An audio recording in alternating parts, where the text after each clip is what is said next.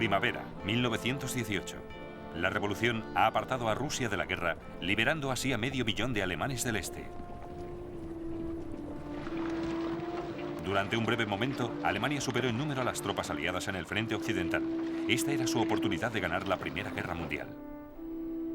Tenemos que atacar lo antes posible, antes de que los norteamericanos puedan enviar tropas que desequilibren la balanza. Tenemos que derrotar a los británicos.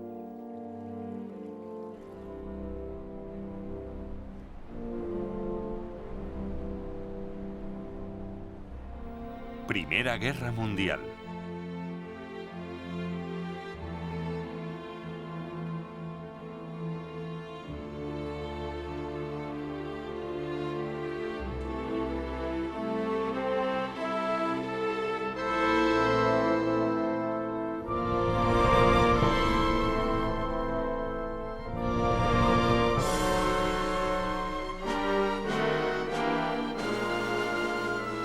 La última ofensiva de Alemania.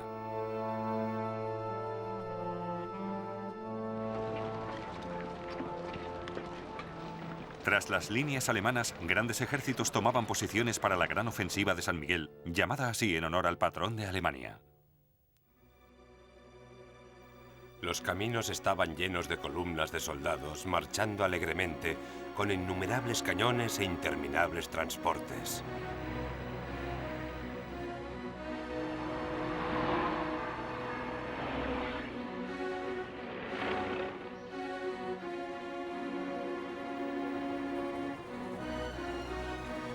Las fuerzas aéreas alemana y aliada estaban muy igualadas, pero Alemania contaba con un as legendario, el barón Manfred von Richthofen.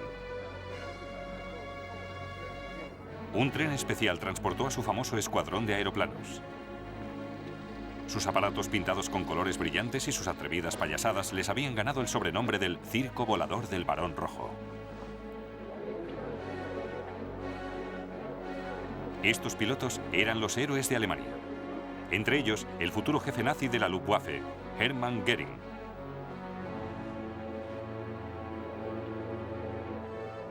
Moritz, el perro del Barón Rojo, con su propio equipo de aviador. Von Richthofen ya había derribado 66 aparatos enemigos.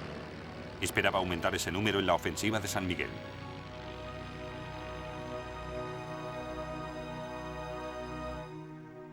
Los aliados sabían que los alemanes estaban a punto de atacarles, pero no sabían dónde. Los franceses reforzaron la cresta de Chemin des Dames. Los británicos hicieron lo mismo en la línea que protegía los puertos del canal, pero los alemanes tenían como objetivo la brecha entre ambos, concentrándose en un sector de 18 kilómetros donde sabían que los británicos eran más débiles. Aquí, el sistema de trincheras del Quinto Ejército Británico era poco profundo y estaba incompleto. El general Sir Hubert Gugg contaba con pocas reservas. El alto mando alemán había elegido bien.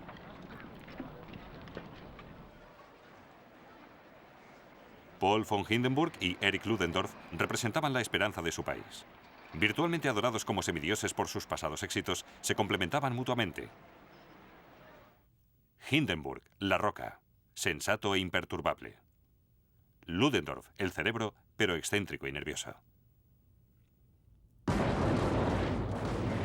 El plan era el siguiente: un corto pero intenso bombardeo para aturdir a los británicos, luego un ataque sorpresa por las fuerzas de asalto.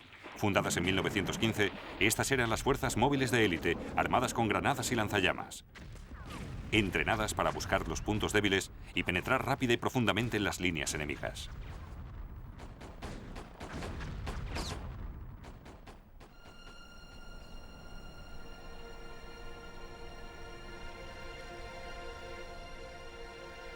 Ludendorff preparó la ofensiva para el amanecer del 21 de marzo de 1918.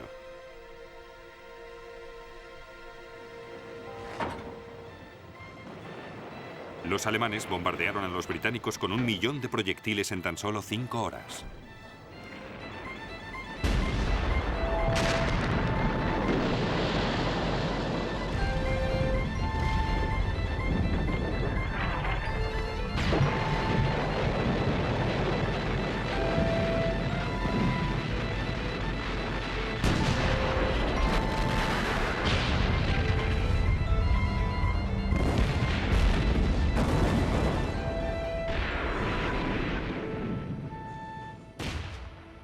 Justo antes de que terminara el bombardeo, el comandante del batallón, el mayor Scherer, empezó a cantar Deutschland, Deutschland über alles.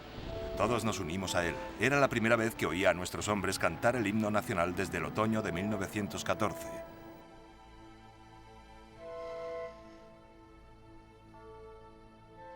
Las 9:40 es la hora cero. Una división tras otra avanzan dando un salto de gigante por las alambradas, cruzando tierra de nadie, hasta las primeras trincheras del enemigo. Nuestras bayonetas se hunden en sus cuerpos.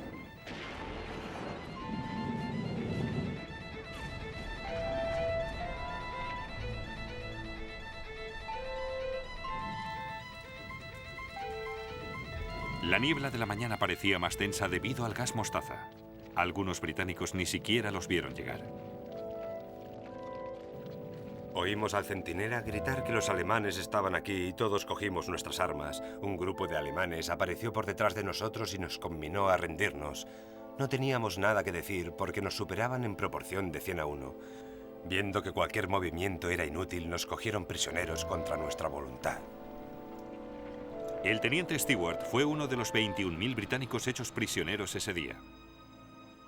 El pánico se extendió entre los soldados cuando oficiales veteranos acostumbrados a años de guerra de trincheras estáticas perdieron el control.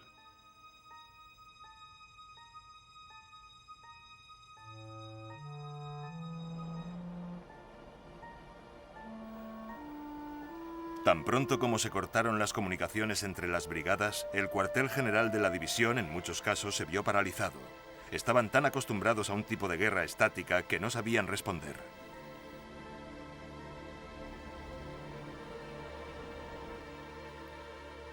El general Gough ordenó que lo que quedaba del quinto ejército se retirara.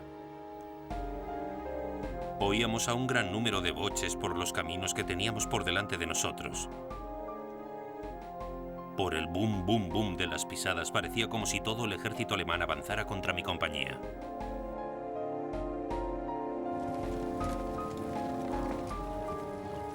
Este fue el mayor avance en los más de 3 años de guerra de trincheras en el frente occidental.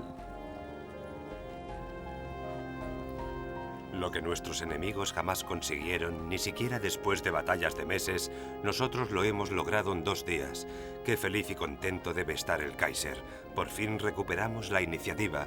Es una sensación maravillosa.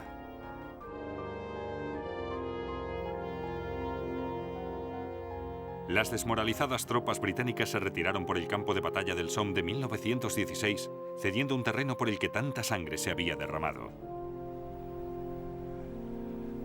Es triste pensar que los lugares en los que estuvimos hace 2 años están ahora en manos de los hunos, así como las tumbas de muchas personas que conocemos.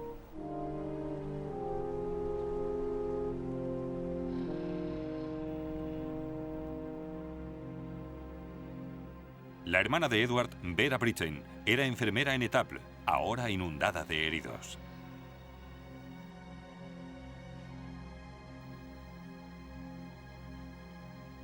Solo somos unas pocas enfermeras y parece que hay miles de heridos, con la duda perpetua de si vienen de Bapaume, Péronne o Saint-Quentin.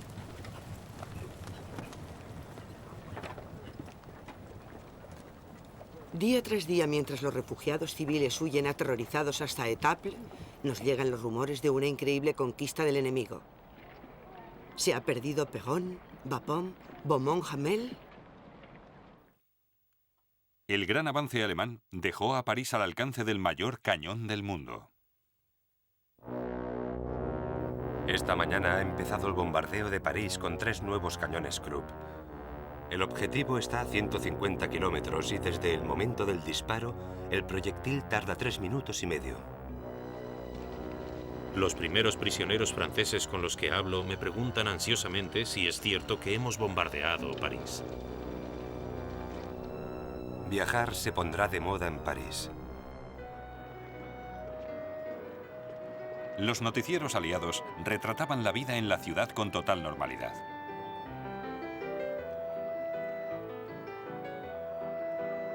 Pero lejos de las cámaras, los civiles se apresuraban en hacer las maletas. 183 gigantescos proyectiles cayeron sobre París.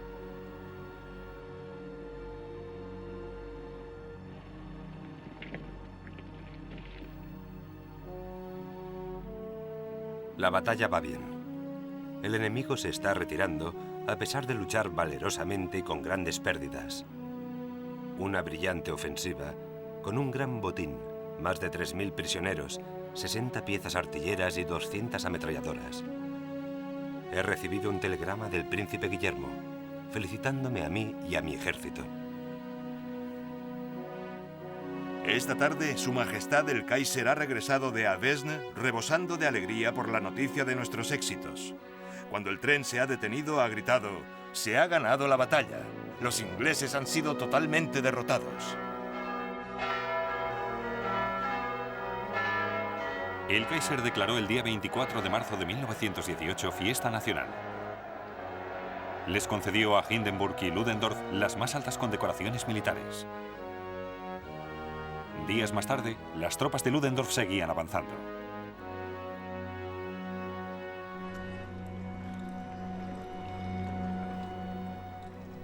Algunos de los británicos empezaron a pensar en lo impensable. Nunca olvidaré la terrible tensión de esos días extremos. Antes no había ocurrido nada similar. Ni en el Somme, ni en Arras, ni en Passchendaele. Y por primera vez empezamos a pensar en el temor, secreto e increíble, de que podríamos perder la guerra.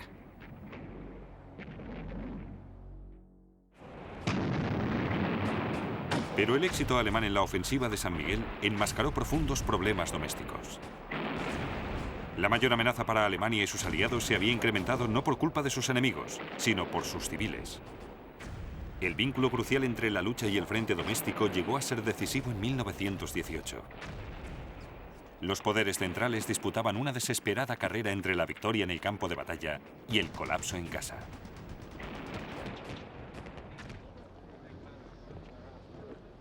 Hay señales de que cada vez escasea más el metal. En una pequeña ciudad cercana tuvo lugar una triste ceremonia. La antigua campana de la iglesia, que había sonado para la gente desde la cuna hasta la tumba durante 300 años, fue requisada. Los habitantes celebraron un servicio funerario en su honor. La campana fue cubierta de coronas y flores y entregada a las autoridades militares entre lágrimas y protestas.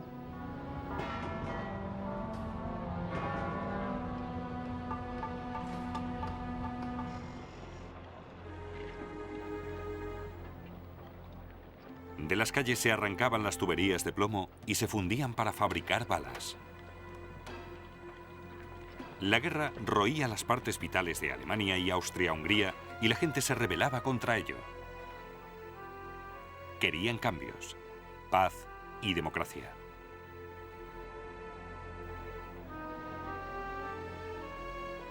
Pasado un tiempo, la alegría por el anuncio de las victorias se fue desvaneciendo. La gente dejó de creer en ellas. Ya no estaban seguros de cuál era la verdad. Pensé que la guerra había envejecido y que, como una anciana, ya no era querida. Estoy segura de que pronto llegará la guerra. Algo peligroso se estaba desarrollando en el interior de la gente. Algo que olía a rebelión. Ideas peligrosas llegaban de Rusia. Antiguerra, revolución, y las llevaban las tropas alemanas que habían sido trasladadas del frente oriental al occidental para la gran ofensiva.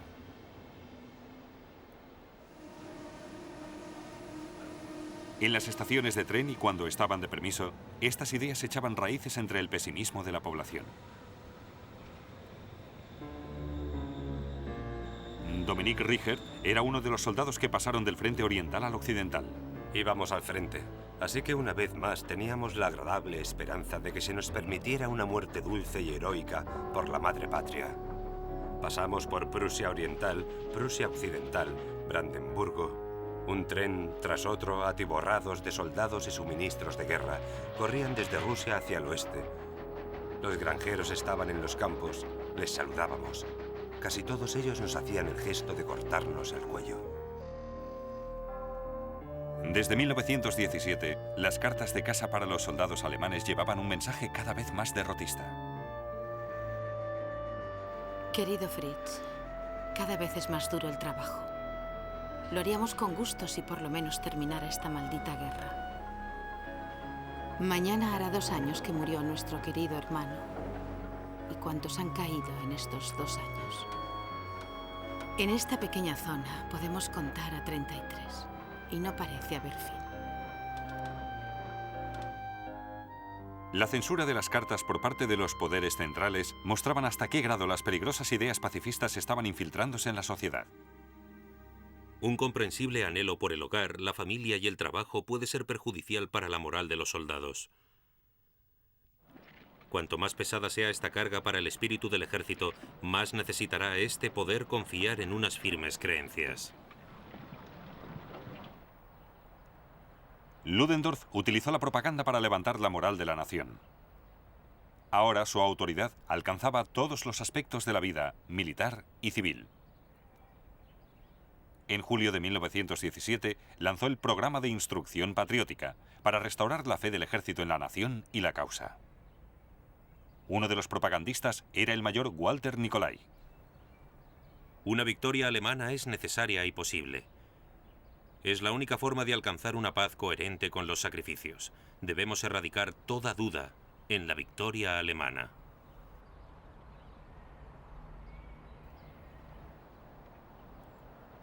Las películas se convirtieron en un instrumento clave de propaganda. Un gran estudio, UFA, secretamente creado por los militares, rodaba películas para alentar el esfuerzo de guerra.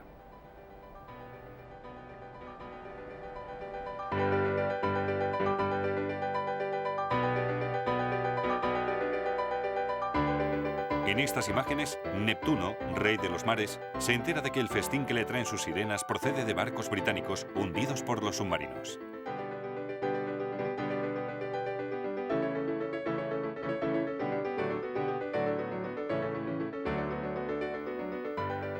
Va a Berlín para apremiar a la gente para que sigan comprando bonos de guerra.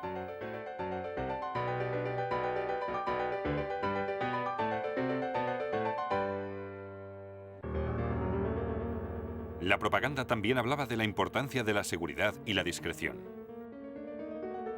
En esta película, la charla de un soldado con su esposa es interceptada por los británicos.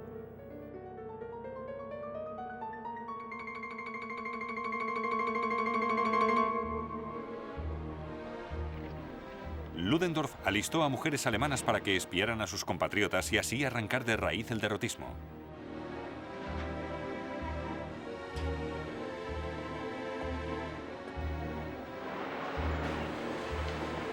El político Hans-Peter Hansen describió en su diario la misión secreta del ejército doméstico de mujeres. Estas mujeres reciben instrucción especializada en espionaje. Deben prestar atención a cualquier conversación. Tienen que situarse delante de las tiendas de comestibles para impedir las quejas. Si oyen a la gente haciendo comentarios impropios, deben exigirles su identificación inmediatamente y entregarlos al fiscal del Estado.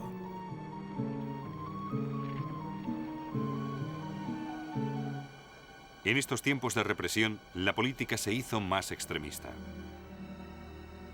En julio de 1917, el Parlamento alemán, el Reichstag, aprobó una resolución pidiendo una paz negociada con los aliados. Pero Hindenburg y Ludendorff recibieron con alegría la formación del Partido de la Madre Patria para reunir a la nación. Financiado por las industrias y el ejército y apoyado por la derecha, lanzó salvajes ataques propagandísticos contra todas las facciones opuestas a la guerra. Pero el partido solo consiguió avivar la caída de Alemania en la disidencia y la división. Tenemos que evitar todas las muestras externas de clase y rango. Los muchos que se han enriquecido durante la guerra son odiados. Y no existen sutiles diferencias. Y cualquiera que lleve un abrigo de pieles o unas botas bien hechas es sospechoso de aprovecharse de la guerra. Hindenburg y Ludendorff gobernaban Alemania como si se tratara de una dictadura. Habían marginado al Kaiser. Cada vez más el Kaiser es solo la sombra de un rey, y la gente habla abiertamente de su abdicación como una posibilidad muy deseada.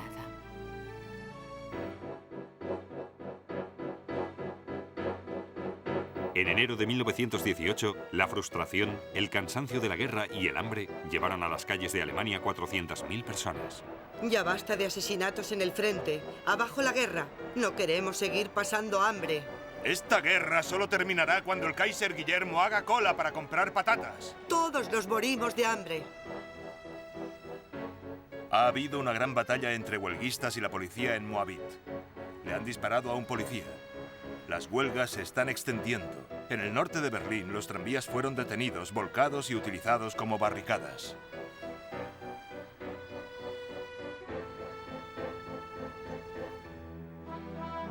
Kurt Eisner, un líder socialista radical, se dirigió a la muchedumbre. Camaradas, la batalla ha empezado. Durante 3 años y medio habéis tragado mentiras vergonzosas y os habéis convertido en cómplices de una terrible matanza.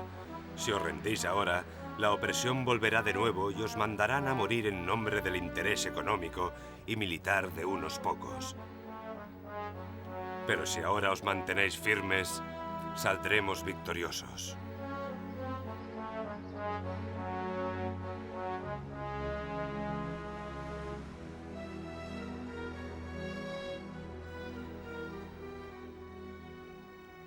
El ejército alemán respondió deteniendo a 150 líderes de la huelga para juzgarlos posteriormente.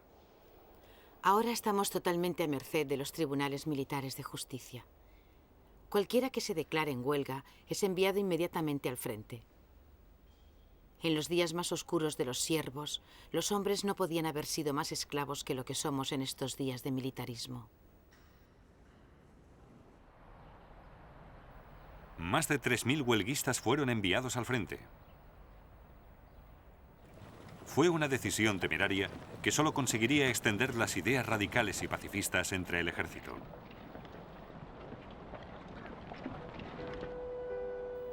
La compañía recibió la orden de asistir al entierro del capitán de caballería en el cementerio militar, donde miles de pobres víctimas del militarismo europeo ya habían sido enterrados. Como es lógico, se dieron discursos. Las palabras más utilizadas fueron madre patria, muerte de un héroe, honor, etc. En realidad, solo son mentiras y engaños.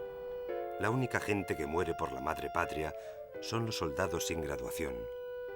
Los jefes y oficiales cobran, por lo que ellos mueren por el dinero.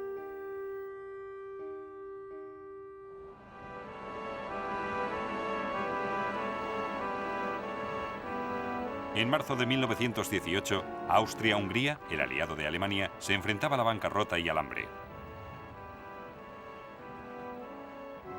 Josef Redlich, miembro del Parlamento austríaco, estaba desesperado. Las preocupaciones económicas son insoportables. En total, la deuda nacional es de 75 billones. Y en todo el país, el hambre está aplastando a las masas. ¿Alguna vez más de 100 millones de personas han pasado tanta hambre?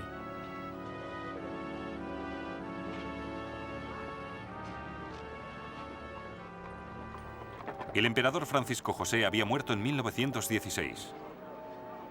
Su sucesor, el Kaiser Carlos, liberalizó a Austria y a su esposa francesa Zita no le gustaba Alemania. En 1917 inició conversaciones secretas de paz con Francia. Los alemanes se sintieron traicionados. Luego, Austria empezó a tambalearse en la zona en la que Alemania confiaba que se mantuviera firme, el frente italiano. En noviembre de 1917, Austria-Hungría había derrotado a Italia en la batalla de Caporetto, capturando ricas tierras agrícolas y miles de prisioneros. Pero muy pronto las tropas mataron a los animales y vaciaron los graneros. En febrero de 1918 llegaron a Viena noticias de que las tropas austrohúngaras en los Alpes y en las llanuras de Venecia casi se morían de hambre. Las tropas ya no se conmueven con frases vacías sobre que el país se muere de hambre o que hay que resistir. Deben recibir los suministros necesarios para poder vivir y luchar. Por ello, vuelvo a insistir en que se tomen medidas urgentes para superar la presente crisis de comida con la mayor rapidez.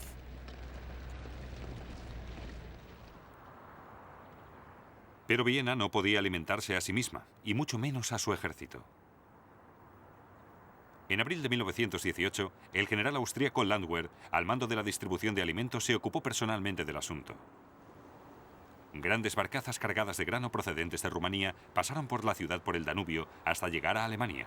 Landwehr ordenó a sus hombres que se apoderaran de una de ellas. Ahora Viena carece de pan. Algo tiene que hacerse.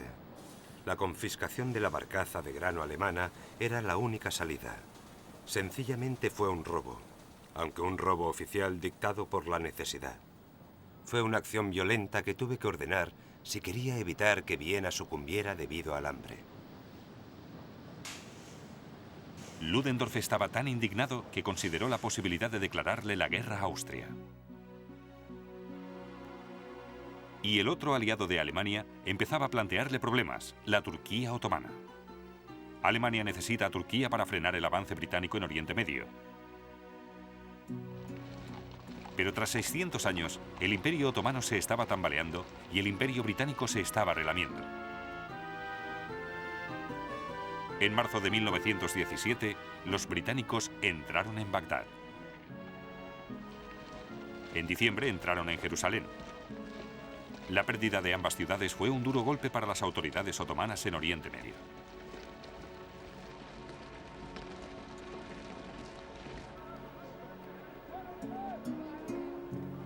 Las palabras «ha caído Jerusalén» se propagaron como la noticia de una muerte en la familia. Jerusalén estaba en manos de los ingleses. ¿Con qué heroísmo lucharon los últimos turcos? No abandonamos Jerusalén como hijos de Israel, lo hicimos como turcos. Por el Monte de los Olivos, las sombras del atardecer profundizaban y se extendían como una tumba tragándose a todo el Imperio otomano.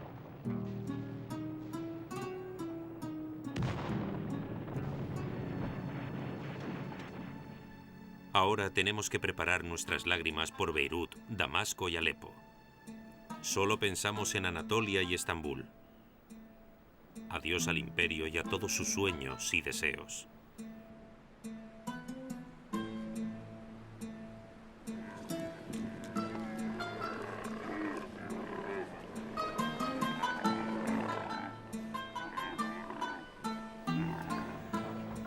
El ejército británico lo tenía todo. Habían construido carreteras, incluso tuberías para distribuir agua entre las tropas. Nosotros no teníamos ni agua potable. Una cantimplora de agua potable se vendía por una moneda de oro en el lado turco.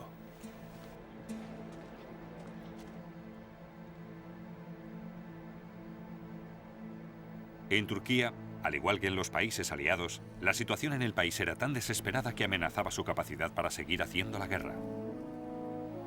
Hacía 7 años que Turquía no conocía la paz.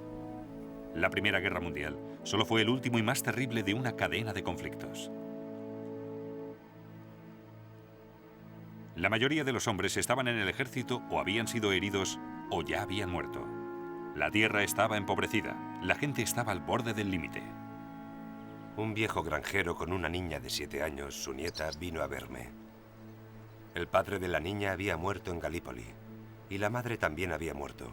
Me suplicó: por Dios, llévese a esta niña y sálvela del hambre y la muerte. Me llevé a la niña. De vuelta en Estambul, descubrí que casi todos mis amigos oficiales habían cogido a niños así de los pueblos de Anatolia. El general Mustafa Kemal, el futuro líder de Turquía, advirtió que esta era la receta del desastre nacional. No hay ningún vínculo entre el gobierno y el pueblo. Lo que llamamos el pueblo se compone de mujeres, hombres inválidos y niños. Para todos ellos, el gobierno es el poder que les lleva constantemente al hambre y la muerte. Cada paso dado por el gobierno incrementa el odio general que el pueblo siente por él.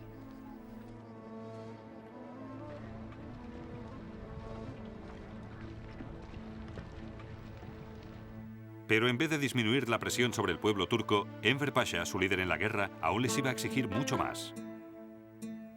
Mientras Gran Bretaña se tragaba al Imperio Otomano en el sur, Enver miraba al este, soñando con un nuevo imperio turco que se extendería por Asia Central.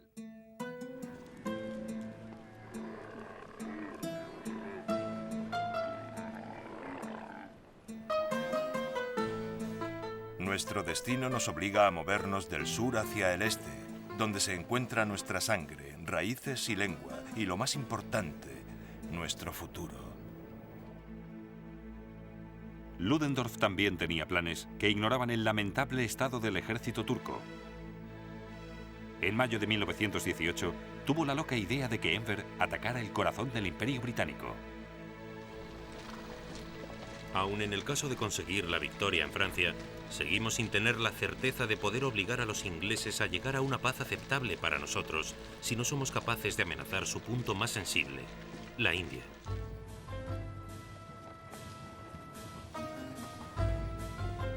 Pero Enver siguió su propio plan. Y eso incluía enviar a su recién formado ejército del Islam a capturar la rica ciudad petrolera de Bakú. Gran Bretaña y Alemania también se habían fijado en Bakú.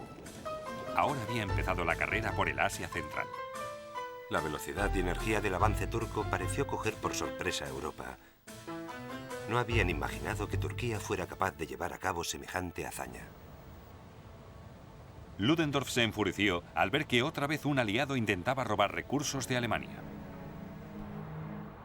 A menos que el avance turco en Bakú sea detenido de inmediato y las tropas se retiren a sus posiciones originales, propondré a Su Majestad el Kaiser la retirada de los oficiales alemanes en el alto mando turco.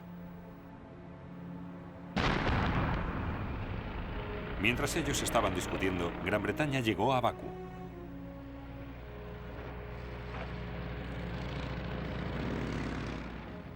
Los comandantes turcos, como Bezihi Bey, se sentían amargados por el coste de su alianza con Alemania.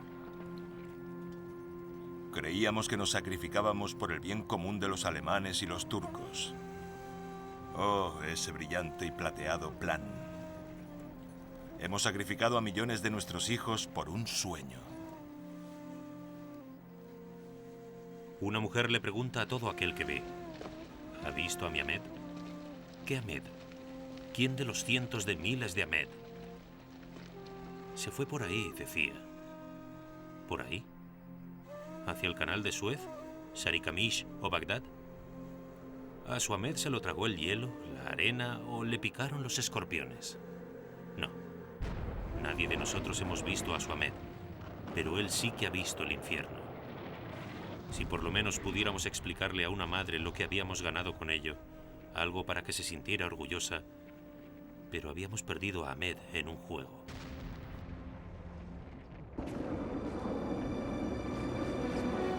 A pesar de los problemas del poder central, el avance de Ludendorff en el frente occidental era imparable.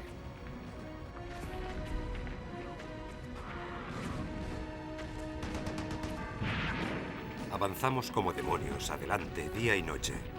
Nuestros pertrechos están por la retaguardia y nadie espera volver a verlos.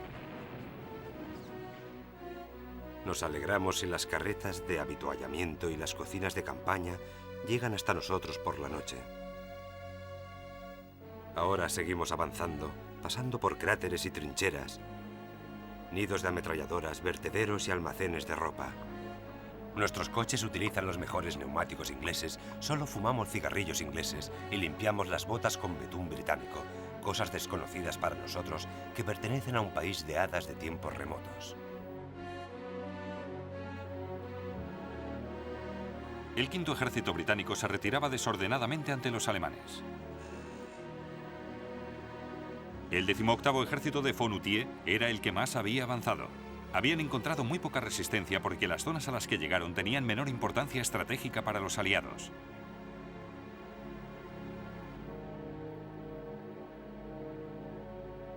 En vez de refrenar a Fonutier y enviar a su ejército contra los puntos fuertes de los aliados, Ludendorff les recompensó con medallas y refuerzos.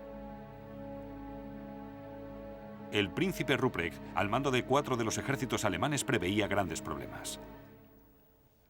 El alto mando alemán ha cambiado de dirección. Ha tomado sus decisiones de acuerdo con el tamaño de sus conquistas territoriales en vez de basarse en objetivos operacionales. El problema era Ludendorff. Era un genio en las tácticas de campos de batalla muy detallados, pero estaba ciego ante la gran estrategia global. Los espectaculares avances de sus ejércitos no tenían ningún objetivo vital. De hecho, pobre del oficial de Estado Mayor que se atreviera a preguntarle a Ludendorff qué pretendía conseguir con la operación. Me ofende la palabra operación. Abriremos una brecha en sus líneas. El resto ya lo veremos. Rudolf Binding, en la vanguardia del segundo ejército, veía que la velocidad del avance alemán por este territorio abierto y sin defensas era un problema en sí mismo. No puedes conseguir victorias eternamente sin munición o refuerzos. Detrás de nosotros se encuentra la nada. Lo que más nos molesta y enfurece son las exageraciones de los periódicos y los telegramas a las cabezas coronadas sobre la decisiva victoria.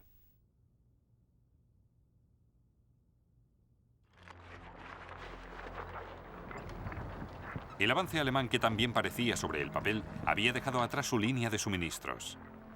Algunas unidades iban tan por delante que nadie estaba seguro de dónde estaba. Y los alemanes no disponían de caballos para tirar de las carretas de avituallamiento ni de forraje para ellos. El sol convierte la pobre tierra en polvo. No sé de qué viviremos. Ya no tenemos avena. Si la cosecha es mala, podremos enviar los caballos a la fábrica de salsichas. Cuanto más avanzaban los alemanes por las líneas aliadas, más conscientes eran de sus propias privaciones. Como una visión de la tierra prometida, ya estamos en las zonas de descanso de los británicos, una tierra rebosante de leche y miel. Nuestros hombres ya no se distinguen de los soldados británicos. Todos llevan un chaquetón de piel, un impermeable, corto o largo. No hay duda de que los hombres se dedican al pillaje.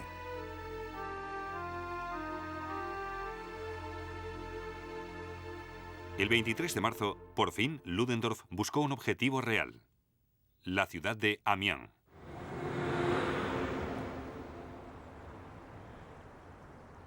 Amiens era el centro del sistema ferroviario aliado, el cruce clave entre el norte de Francia y París. La pérdida de Amiens sería una calamidad para los aliados, como dijo el general francés Ferdinand Foch. Tenemos que luchar por Amiens, tenemos que luchar desde donde estamos ahora. Al no ser capaces de detener a los alemanes en el Somme, ahora no podemos retroceder ni un centímetro. El segundo ejército alemán se dirigió hacia Amiens, pero se vio retrasado y frenado por el camino. Rudolf Binding fue enviado a investigar.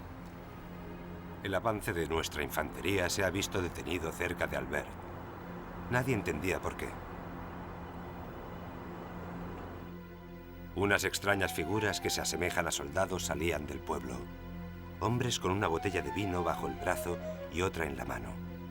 El avance se vio frenado y tardaron horas en ponerse en movimiento. Las tropas alemanas habían encontrado pueblos repletos de comida y bebida, en gran cantidad y de una calidad que hacía años que no veían. Divisiones enteras se habían atiborrado de comida y bebida y no podían proseguir con el vital ataque.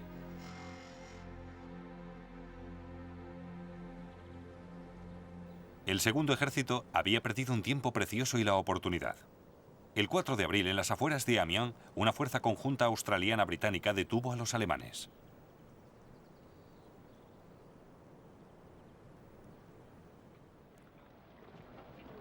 Ludendorff puso fin a la ofensiva de San Miguel. La falta de un plan estratégico y el fracaso de aprovisionar a sus tropas le hizo despilfarrar una valiosa oportunidad. Sus oficiales estaban seriamente preocupados. Ludendorff ha perdido el valor. ¿Cómo acabará esta guerra? Inglaterra aún no ha sido derrotada. El agotamiento físico de la infantería era tan grande que los hombres no podían ni disparar sus fusiles. Permitieron que les aniquilaran lentamente, casi sin que les importara.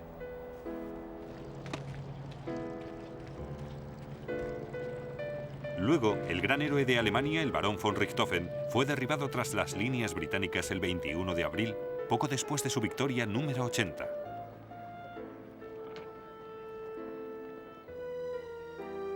Los aliados lo enterraron con honores militares. Un avión británico sobrevoló su cuartel general lanzando una foto de la tumba de von Richthofen.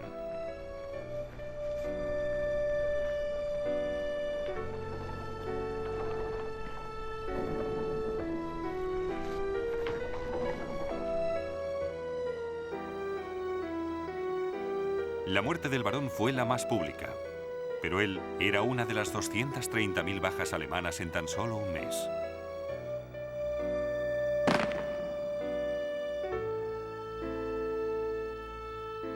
Alemania se estaba quedando sin hombres, sin haber sabido aprovechar la retirada de Rusia de la guerra.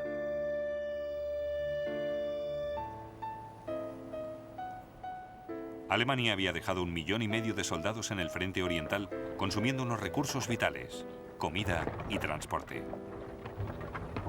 Los líderes alemanes estaban agobiados, inmersos en lo que Ludendorff definiría más tarde como la guerra total, pero con una estructura administrativa y una forma de pensar propias de un pequeño estado del siglo XIX. Ahora la pesadilla de Ludendorff se revelaba en toda su extensión. Alemania había fracasado al no conseguir victorias decisivas antes de que los norteamericanos llegaran a Francia. 250 millones en marzo de 1918.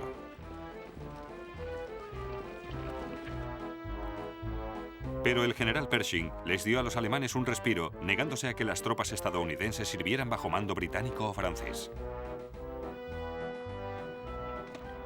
Estados Unidos ha declarado la guerra independientemente de los aliados y debe contar lo antes posible con un poderoso ejército. La moral de nuestros soldados depende del hecho de luchar bajo nuestra bandera.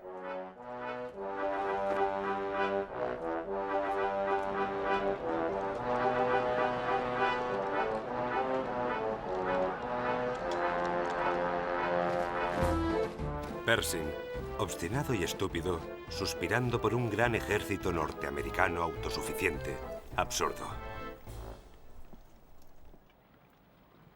Lo que cambió la situación fue la reorganización radical de la estructura de mando de los aliados. Durante los momentos más negros de la ofensiva de San Miguel, el general Ferdinand Foch fue nombrado comandante supremo aliado en el frente occidental. Si Pétain y Haig podían recibir órdenes de él, también Pershing. Pero los estadounidenses tenían sus propias ideas de cómo luchar. El capitán Christison dio una conferencia a algunos de los soldados norteamericanos recién llegados. Hablé largamente, añadiendo algunas experiencias y lecciones personales. Cuando hube terminado, un viejo coronel vestido como un sheriff dijo: «Caballeros, me gustaría que todos le mostraran su agradecimiento al comandante escocés por su interesante conferencia». Luego movió el dedo y siguió diciendo: «Pero debo recordarles que los británicos han utilizado estas tácticas durante casi 4 años y no les ha servido de mucho». Los estadounidenses tenían muchas ganas de luchar.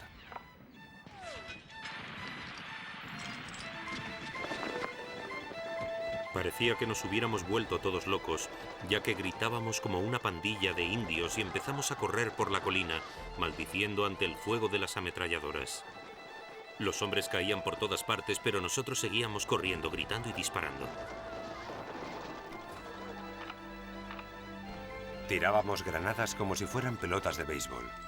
Un muchacho que estaba junto a mí tiró una granada que dio contra un árbol, rebotó y estalló. La vimos justo a tiempo para tirarnos en la trinchera y evitar morir.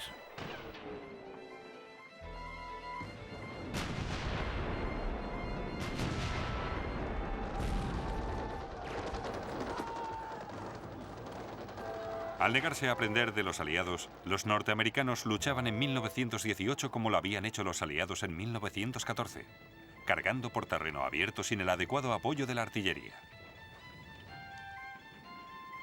La inteligencia alemana se dio cuenta de su inexperiencia al interrogar a los prisioneros.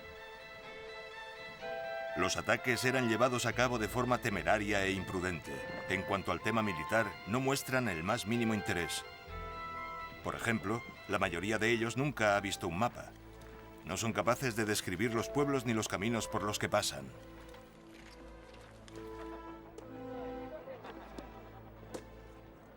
Los estadounidenses tenían mucho que aprender, pero su presencia sirvió para elevar la moral de los aliados.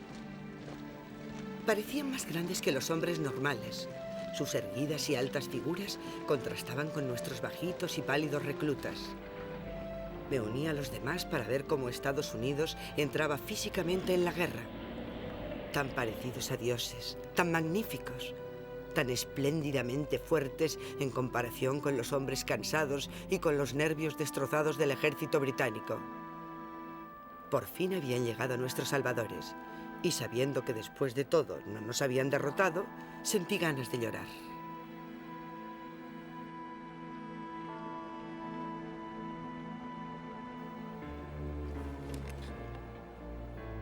El fracaso de la ofensiva alemana de San Miguel quebrantó aún más la moral en casa. El pacifismo y el derrotismo invadieron a los soldados de la retaguardia.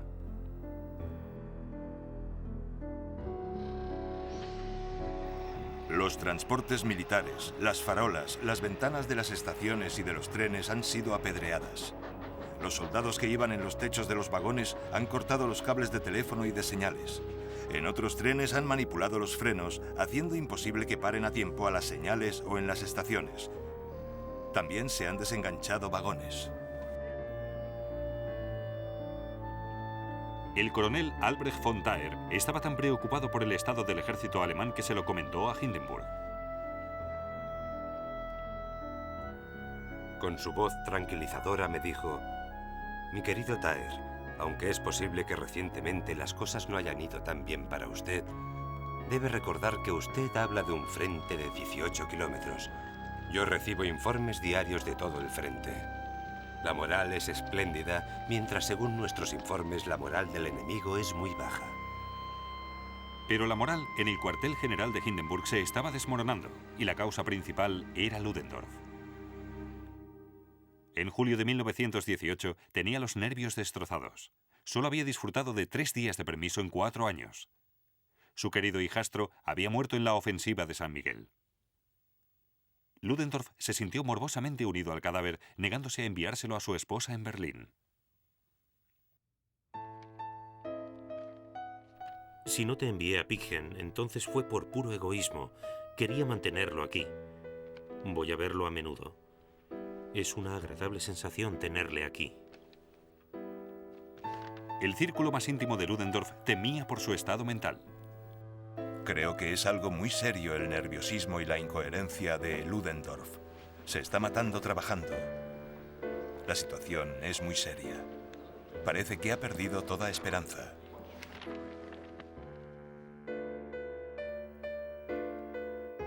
Durante el mes de junio, los alemanes fueron debilitándose mientras los aliados eran cada vez más fuertes. El 15 de julio, Ludendorff ordenó la última gran ofensiva de la Primera Guerra Mundial. He vivido el día más desalentador de toda la guerra. Los franceses nos han atraído deliberadamente a sus serpientes oxidadas de alambradas. Solo hemos podido avanzar unos 3 kilómetros. Parece que todo salía mal. Luego los franceses atacaron en el Marne.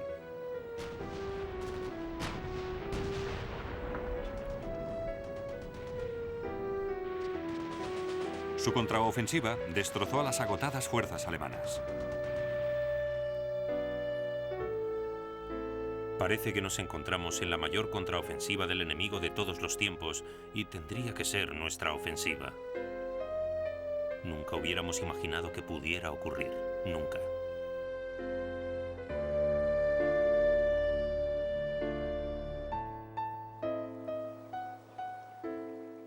Alemania había sufrido casi 1 millón de bajas desde los gloriosos días de marzo. Su gran jugada había fracasado y ahora todo iba en su contra.